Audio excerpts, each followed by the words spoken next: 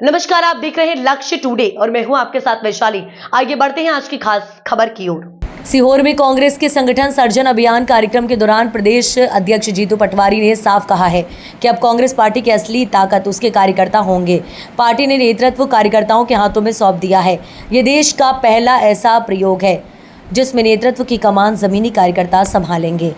जीतू पटवारी ने माना है कि पहले कांग्रेस में नेता पार्टी से बड़े हो जाते थे, इसी वजह से बार बार हार का सामना करना पड़ा, लेकिन अब कांग्रेस में अनुशासन होगा और पार्टी सबसे ऊपर रहेगी।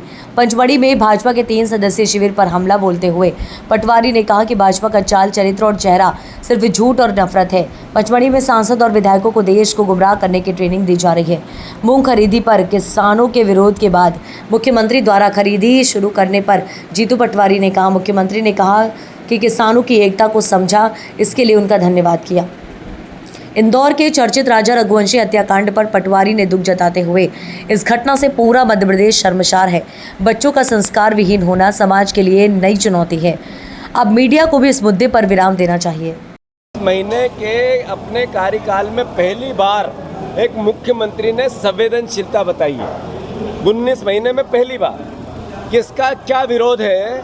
कभी मुख्यमंत्री को इसका एहसास नहीं हुआ। सत्ता का मद उन पे था, अब धीरे धीरे उतर रहा है। वो हम जो आवाज़ लगाते थे, हम पे तो ध्यान ही नहीं देते थे, अब हम पे ध्यान देने लगे हैं। जो किसान एकजुट हुआ, उनको जिन किसानों को उन्होंने कहा था, किसानों को उनकी सरकार ने कहा जहर है ये, मूंग नहीं है। जिस किसान संघ को, जिसको गुमराह करने के लिए आगे करती है बीजेपी, उसको कहा हम नहीं खरीद पाएंगे, और फिर मोहन यादव ने खरीदने की बात की। इसका मतलब है कि वो किसानों की एकजुटता को समझ गए।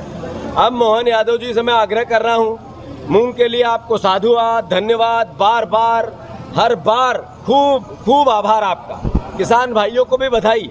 पर 3100 के धान के दाम कब दोगे? 2700 के गेहूं के दाम कब दोगे? 6000 की सोयाबीन का क्या हुआ? आप इन मुद्दों को भी तो एड्रेस करना पड़ेगा।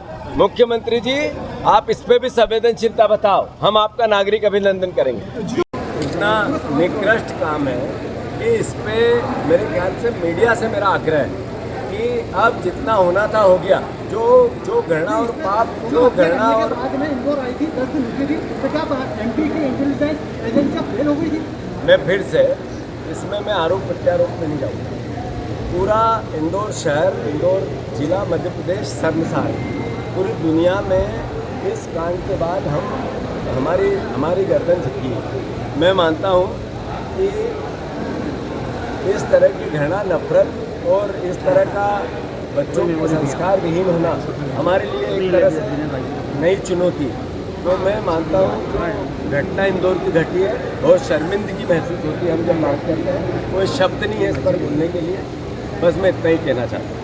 फिलहाल इस खबर में इतना ही। देश दुनिया की तमाम छोटी बड़ी खबरों के लिए हमारे चैनल लक्ष्य टुडे को अभी सब्सक्राइब करें, जिससे आने वाली हर खबर आप तक पहुंचे आसानी से।